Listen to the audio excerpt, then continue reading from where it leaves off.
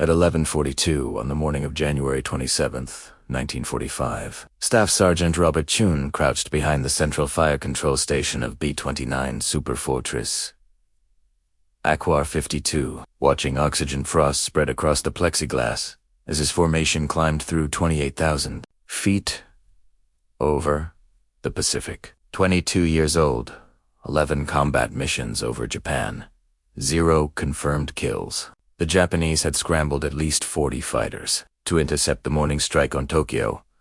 Chun was the youngest gunner in the 497th Bombardment Group. His hands were steady on the controls that connected him to 4 remote gun turrets mounted across the B-29's fuselage. Each turret held twin 50-caliber machine guns. He had fired them twice in anger over Nagoya and once over the Japanese coast. He had never seen a fighter fall. The 73rd Bombardment Wing had been flying missions from Saipan. Since November, the pattern was always the same. High-altitude precision bombing, 28 to 30,000 feet. Temperatures 50 below zero. Jet-ring winds so violent that bombardas could not compensate and Japanese fighters climbing to meet them every single time. By mid-January, the wing had lost 31 B-29 segundos. 2 fighters and flak. That was 31 crews. 340 men. The worst losses came on January 14th over Nagoya, when 5 Superfortresses went down in less than 20 minutes. German Panther and Tiger tanks had taught American tankers about inferior armor. Japanese interceptors were teaching B-29 crews about altitude limitations. The Nakajima Ki-44 could climb to 28,000 feet in under 8 minutes. The fighter was called Tojo by American intelligence officers and Shoki by Japanese pilots. The translation was Devil Queller. The name fit. The Ki-44 carried 4 12.7mm machine guns, or 220mm cannon. At high altitude, where the air was thin and the B-29's defensive gunners struggled with frozen mechanisms and oxygen deprivation, a single fighter could make multiple firing passes with relative impunity. Worse were the ramming attacks. Starting in August 1944, Japanese pilots had begun deliberately colliding with B-29s after expending their ammunition. This was not kamikaze doctrine. This was desperation mathematics.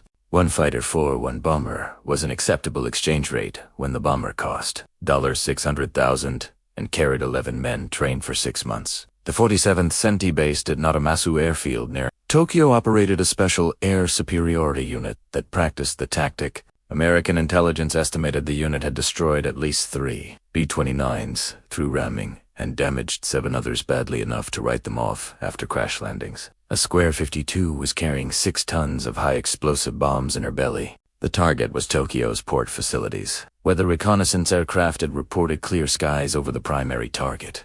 That meant visual bombing. That meant the formation would need to hold steady for the bomb run. That meant the fighters would have time to position for perfect firing angles. Chun had been briefed on the odds that morning at 04:00:62. B-29s would participate in the strike. Intelligence predicted 9 would not return. If you want to see how Chun and his crew survive what came next, please hit that like button. It helps us share more forgotten stories from World War II. Subscribe if you haven't already. Back to Chun.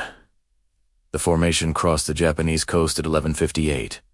Radar operators on Honshu tracked them immediately. Air raid sirens wailed across Tokyo. At Nadimasu Airfield, pilots sprinted toward fighters that were already warming up on the flight. Lean. At exactly noon, the first Ki-44s lifted off and turned southeast toward the incoming bomber stream. 43 fighters. A-Square-52 was about to face more enemy aircraft than any B-29 had encountered in a single mission. The first fighter appeared at 12,000 yards. Chun saw it through the optical sight as a dark speck climbing almost vertically through scattered clouds. The speck grew larger. Wings became visible. Then the distinctive radio engine cowling of a Ki-44. The fighter rolled inverted at 27,000 feet and dove toward the formation's lead element. 3 more fighters followed. Chun rotated his upper forward turret to track the diving attack. Remote. Control system allowed him to aim guns mounted 15 feet away from his position. A computer corrected for airspeed, altitude, and the B-29's forward motion. The technology was revolutionary. It was also temperamental at 50 below zero. The lead Ki-44 opened fire at 800 yards. Tracers arced toward the formation. Chun pressed his firing button. The turret hammered. 50 caliber rounds streamed toward the fighter at 2,800 ft per second. The Ki-44 snap rolled left and disappeared beneath the formation. No hits. The fighter had broken off too quickly. By 12:07, the formation was fully engaged. Fighters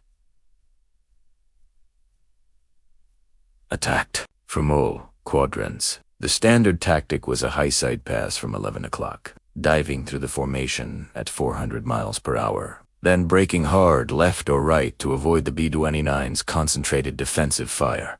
Individual fighters rarely pressed attacks to point-blank range.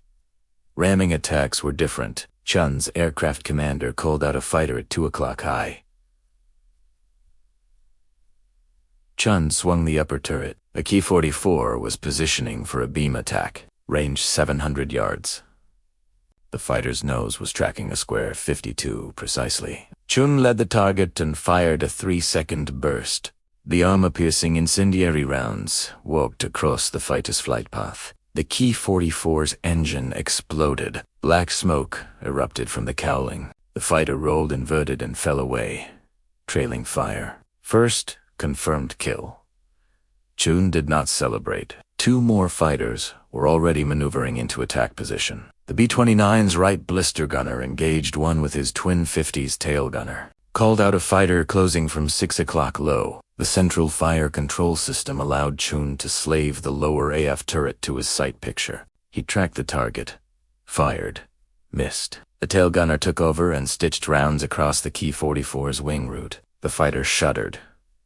Pieces of aluminum skin peeled away. The aircraft went into a flat spin. Second kill credited to a scare-52. The formation reached the initial point for the bomb run at 12:19. This was the moment of maximum vulnerability. The bombers would fly straight and level for 6 minutes while bombarders synchronized their bomb sights. Course changes were forbidden. Evasive maneuvers were impossible. The fighters knew this. 14 Ki-44s formed up 3,000 feet above the bomber stream. They orbited once, twice, positioning for coordinated attacks that would overwhelm the B-29's defensive fire. At 12:21, Riot, in Chun, counted them through his sight. 1, 2, 3, 4 fighters diving in pairs from 10 o'clock high and 2 o'clock high. Simultaneously, textbook tactics. The formation's gunners would need to split their fire. Individual B-29s would face multiple attackers with degraded defensive coverage. The first pair opened fire at 1,000 yards. Chun engaged the lead fighter. His tracers converged with fire from 2 other B-29s in the formation. The Ki-44 flew directly into the stream of rounds.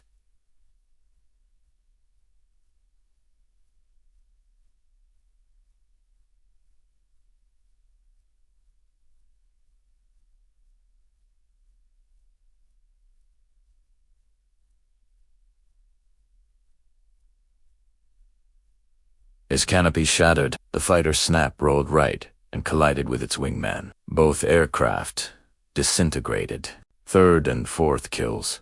But the second attacking pair had used the chaos as cover. 2 Ki-44s were now inside 500 yards and closing fast. Their cannons were firing. Chun could see the muzzle flashes. He swung his sight to track the nearest fighter. The Ki-44 was not breaking off. It was not attempting evasive maneuvers. The pilot had committed to a ramming attack. Impact in 4 seconds. Chun kept firing. The upper forward turret poured rounds into the Ki-44's engine cowling. Hits sparkled across the fighter's nose. The range closed to 300 yards. 200. The fighter was trailing smoke but still accelerating. 100 YD. The Ki-44 struck a scare-52's number 3 engine at 12:22 p.m. The impact sounded like a steel hammer hitting a locomotive boiler. The fighter's propeller chewed through the engine cowling. Metal shrieked. The B-29 yawed violently, too. The Rias. The number 3 propeller tore free and tumbled away into space. The fighter's wing sheared off. The fuselage carto wheeled over the B-29's back and disappeared. Pieces of aluminum and steel rained past the gun turrets. Chun felt the entire aircraft shudder. Warning lights blazed across the flight engineer's panel. Number 3. Engine fire. Number 4. Engine losing oil pressure. The aircraft commander shut down both right-side engines and activated the fire suppression system. A-Square-52 was now flying onto engines. The bomber dropped out of formation, losing altitude at 300 ft per minute. Alone, damaged, perfect target. 3 Ki-44s broke from their attack pattern and dove toward the crippled B-29. They had altitude advantage. They had speed advantage. Standard doctrine called for damaged bombers to be finished quickly before they could jettison bombs and gain maneuverability. Chun rotated the upper turret to meet the first attacker. The fighter was diving from 1 o'clock high, range 1,000 yards in closing. Chun waited. The targeting computer needed 3 seconds to calculate a firing solution on a maneuvering target. He forced himself to hold fire. 800 yards, the K-44's nose lit up with cannon fire. Rounds punched through. A-Square-52's left wing. Hydraulic fluid sprayed from severed lines. 600 YD. Chun fired. A 4 second burst. The tracers connected. The Ki-44's canopy exploded. The fighter rolled left and went down, trailing debris. 5th kill. The second fighter attacked from 5 o'clock level. The tail gunner engaged first. His twin 50s hammered for 6 seconds. The Ki-44 flew through the tracer stream without apparent damage. It closed to 400 yards. The tail gunner's guns fell silent. Ammunition exhausted. Chun slaved the lower aft turret to his controls. The mechanical linkage was sluggish. Hydraulic pressure was dropping across all systems. He tracked the fighter manually, led the target, fired a Tucson burst. The rounds hit the K-44's left wing root. The wing folded upward. Structural failure. The fighter tumbled end over end and broke apart at 12,000 feet. 6th kill. But the third attacker had used the engagement as a diversion. A Ki-44 was now at 3 o'clock high. 300 IDS out. Wings level. Nose pointed directly at A-Square-52's cockpit. The fighter's guns were silent. The pilot had expended his ammunition. Second ramming attack. The right blister gunner opened fire. Rounds sparked off the K-44's engine. The fighter did not deviate. Chun swung the upper turret hard right. The mechanical stops screamed. He fired. The tracers missed high. Overcorrected. Fired again. Hits stitched across the fighter's fuselage. The Ki-44 shuddered, but maintained course. Range 100 yards, 50 yardi. The fighter struck A-Square-52's number 1 engine. The propeller disintegrated.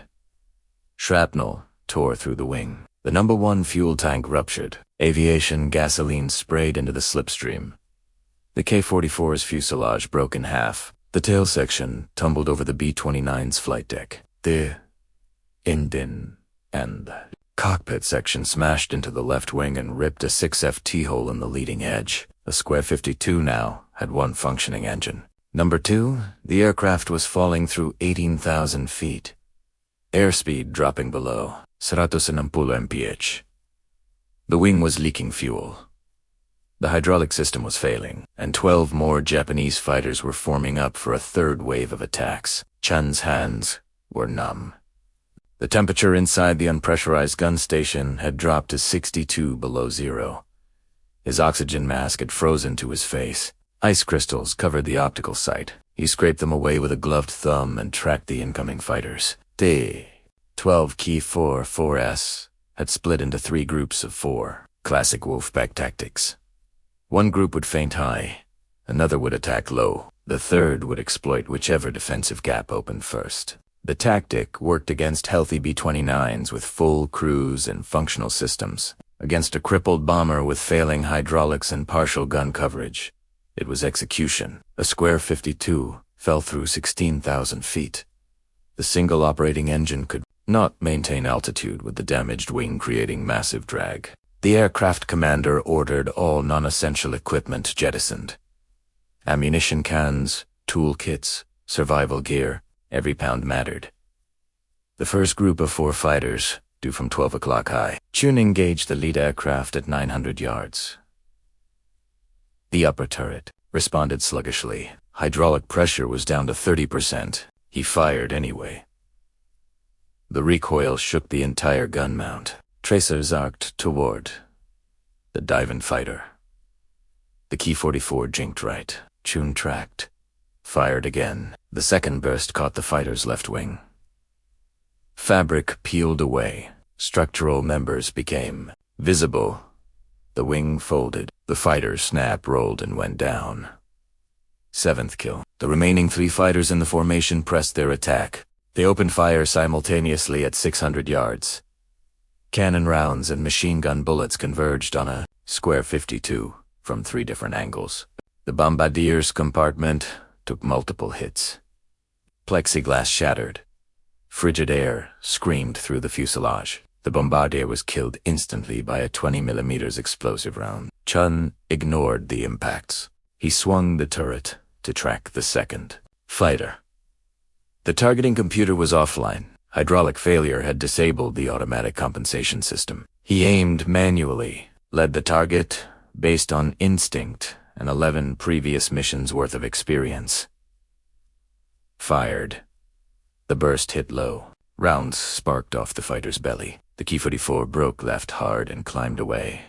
Trailing smoke probably killed. Chun shifted to the third fighter. This one was closer, 400 yards, and diving nearly vertical. Chun fired a 6-second burst. Gun barrels were overheating despite the sub-zero temperatures. Tracers walked across the sky. The Ki-44 flew directly through them. Hits peppered the engine cowling. The propeller stopped, windmilling.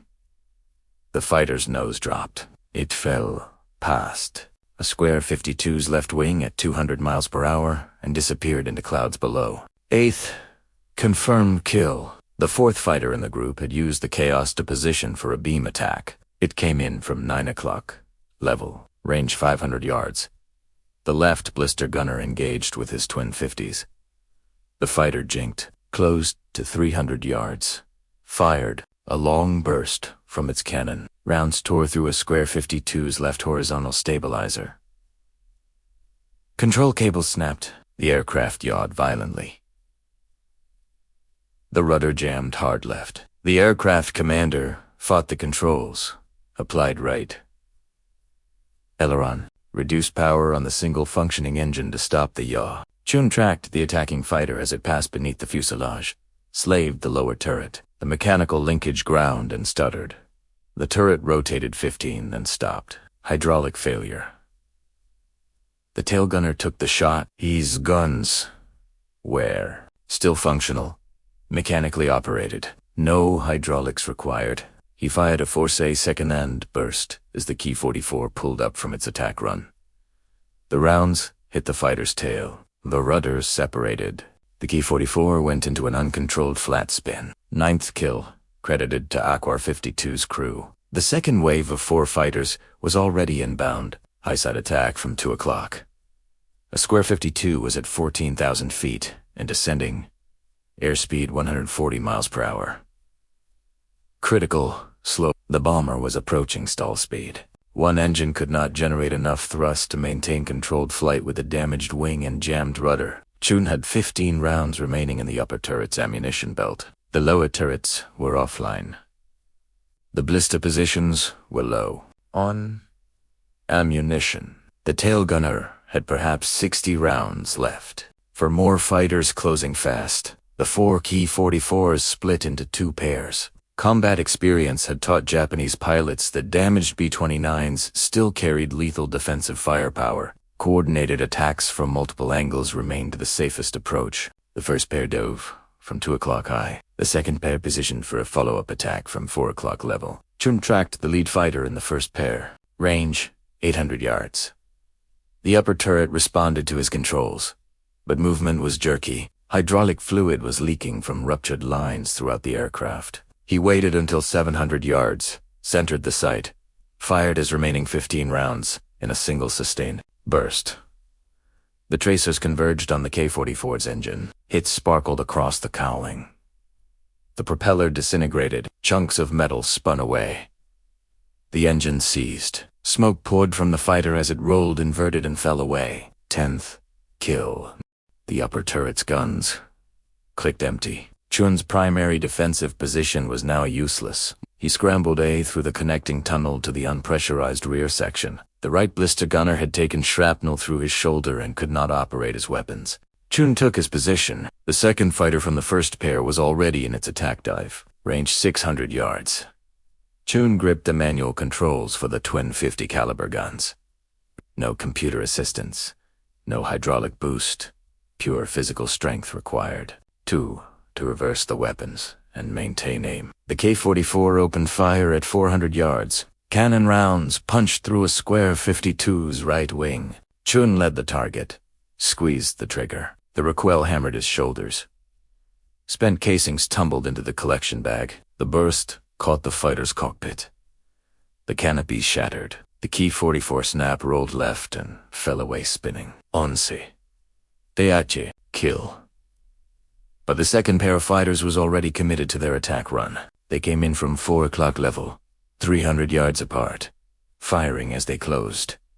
One targeted the flight deck. The other aimed for the wing route, where the fuel tanks were located.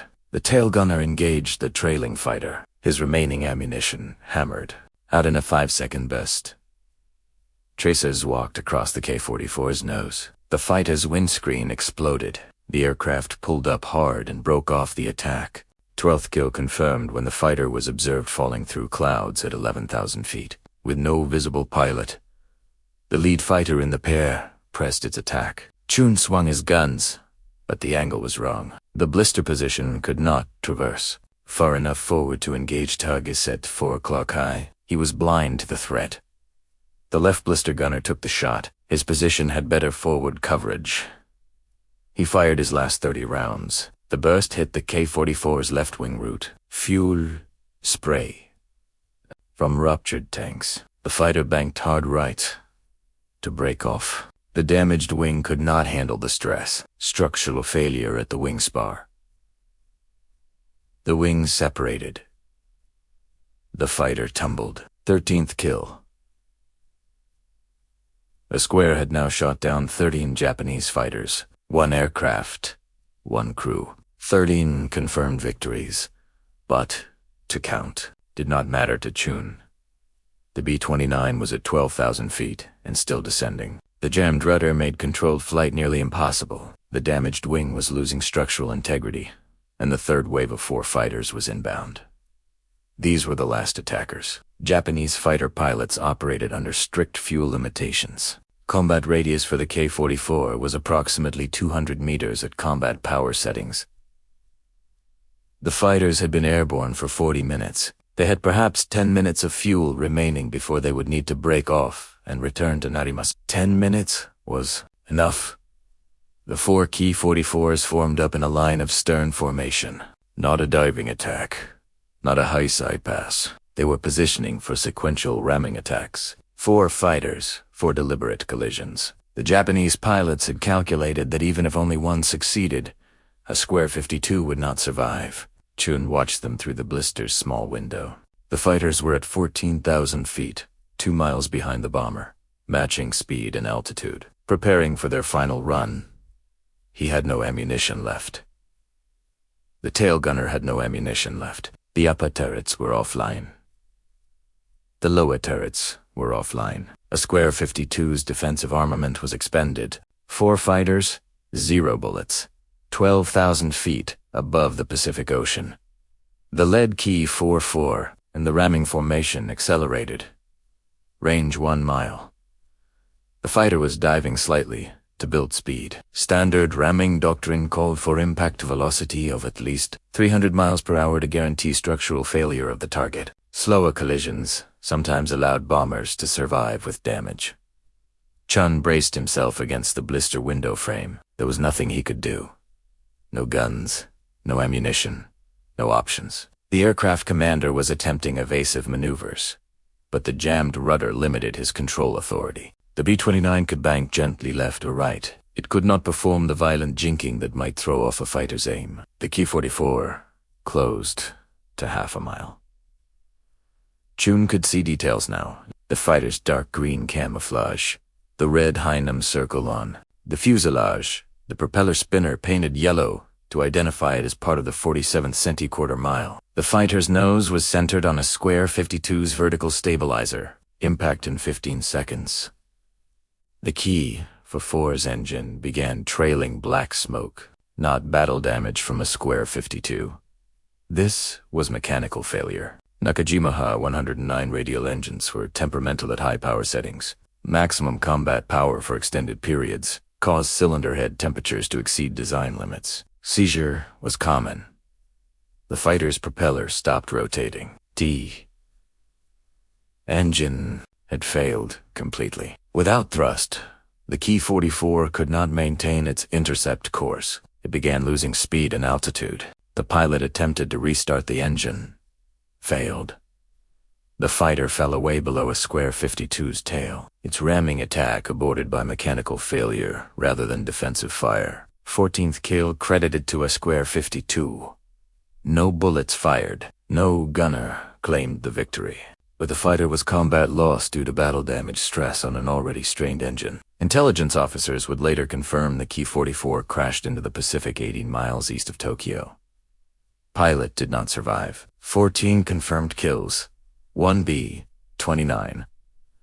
1 mission.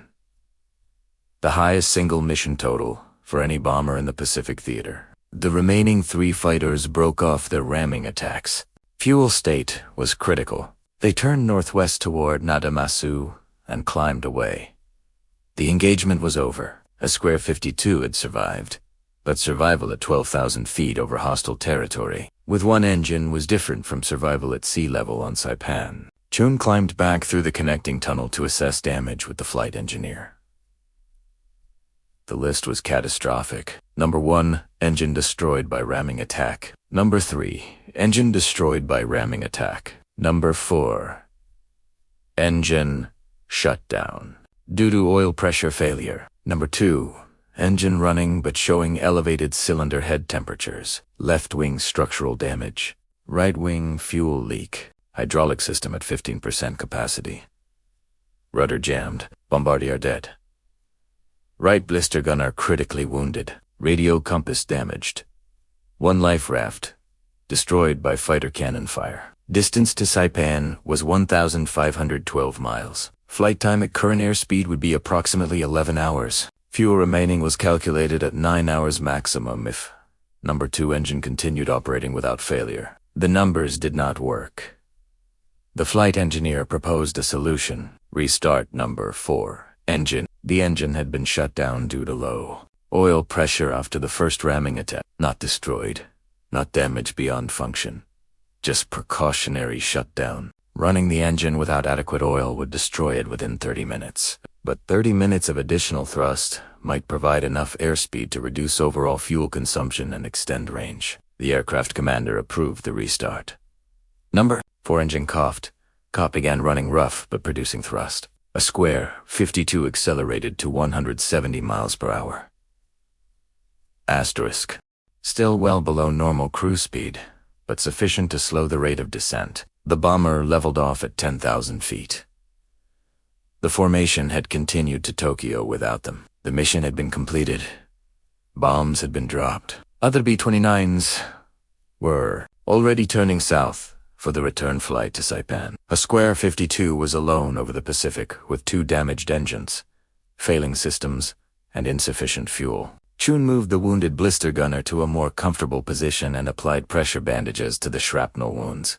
The morphine syringes in the first aid kit had frozen solid. Pain management was impossible. The gunner remained conscious, but was losing blood. 11 hours to Saipan, if they made it at all. Number 4, engine failed at 14:20 hours, exactly 28 minutes after restart. The cylinder heads had overheated beyond tolerance. Internal components seized. The propeller windmilled for 6 seconds, then stopped completely. The aircraft commander feathered the propeller to reduce drag and shut down fuel flow. A-Square-52 was back to one engine. Altitude began dropping immediately. 10,000 feet. 9,500. 9,000. The single Curtiss-Wright radio engine on the number 2 position was now solely responsible for keeping 32 tons of damaged bomber airborne. The navigator calculated a new fuel estimate. 7 hours of flight time remaining. Distance to Saipan was still 900 meters. The mathematics remained impossible. The flight engineer proposed dumping the Bombay fuel tanks. These auxiliary tanks had been installed to extend the B-29's range for long missions over Japan. They were now empty, but still carried the weight of the tank structures themselves, approximately 400 pounds of dead weight serving no purpose. The tanks were jettisoned at 1445. The B-29 climbed slightly, gained back 100 feet of altitude. The fuel consumption calculation improved by 6 minutes. Still not enough. Chin remained at the right blister position with the wounded gunner. The shrapnel wounds had stopped bleeding, but the man was going into shock. Core body temperature was dropping in the unpressurized fuselage. Chin removed his own heated flight suit liner and wrapped it around the gunner. The liners? Electrico? Heating elements were still functioning. Battery-powered, independent of the aircraft's failing systems. At 1500 hours, the navigator identified a potential solution. Uema. The island was 640 miles from their current position. Marine forces had not yet invaded. The island was still held by Japanese forces, but American submarines occasionally surfaced near Uema to rescue downed B-29 crews. If A-Square-52 could reach the waters near Uema and ditch successfully, a submarine might pick them up. The aircraft commander rejected the plan. Ditching a B-29 in open ocean had a survival rate of approximately 40%. Ditching a B-29 with structural damage to both wings and a jammed rudder would be significantly worse. The bomber would likely break apart on impact. Even if the crew survived the ditching, they would be in the water in a combat zone with limited survival equipment. The decision was made to continue toward Saipan. At 1600 hours, A-Square-52 crossed the international dateline. Navigator marked their position.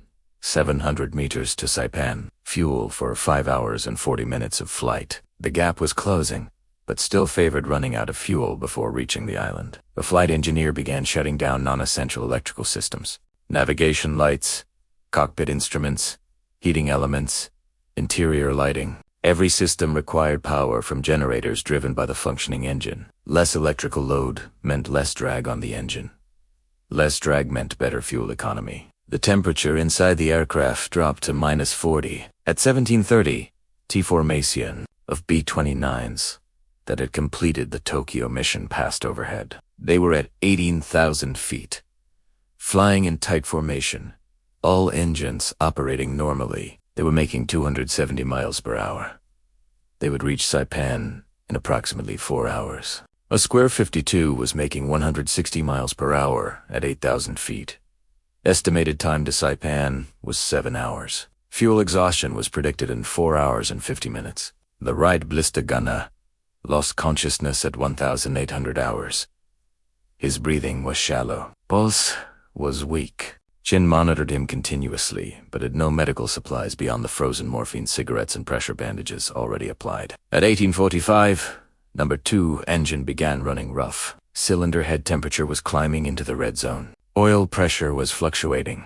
The engine had been operating at maximum continuous power for nearly 7 hours. Curtiss-Wright 3350 radios were rated for maximum continuous power operation for 4 hours maximum under normal conditions. These were not normal conditions. Flight. Engineer reduced power slightly to preserve the engine. Airspeed dropped to 150 miles per hour. Fuel consumption improved, but time to destination increased. At 1900 hours, the navigator calculated they were 400 miles from Saipan. Fuel remaining was estimated at 3 hours and 20 minutes. The mathematics still did not work, but the gap was narrowing. At 2000 hours, the right blister gunner stopped breathing. Chun attempted resuscitation. The frozen air made chest compressions nearly impossible through the heavy flight suit. After 4 minutes, the flight engineer called time of death. The gunner's body was left in place. Moving it served no purpose and consumed energy the crew needed to survive. Number 2 engine continued running. Cylinder head temperature remained in the red zone, but the engine did not cease. Oil pressure fluctuated between 40 and 60 pounds per square inch. Minimum acceptable pressure was 50. The engine was operating on the edge of catastrophic failure. At 2,100 hours, the navigator spotted navigation lights. A Navy destroyer was visible 20 miles to the east, running a patrol pattern, south of Aoima. The destroyer could not help them. It could not come alongside a flying aircraft. It could not provide fuel, but its position confirmed the navigator's calculations were accurate. At 2,145, fuel quantity gauges read 30 minutes remaining. Distance to Saipan was 120 miles. Time 2. Destination at current airspeed was 48 minutes. The gap had not closed enough. The flight engineer transferred all remaining fuel from wing tanks to the number 2 engine's dedicated tank. Fuel pumps, crossfeed valves, emergency systems. Every drop of aviation gasoline in the aircraft was routed to the one functioning engine. At 2,200 hours, A-Square-52 was 60 miles from Saipan. Fuel gauges read 15 minutes. The navigator could see Ely Field's runway lights on the southern end of the island distance 8 mi. The bomber was at 4,000 feet and descending. Number 2 engine coughed. Fuel starvation. The engine caught again, ran smooth for 20 seconds. Coughed again. The propeller windmilled. The engine restarted.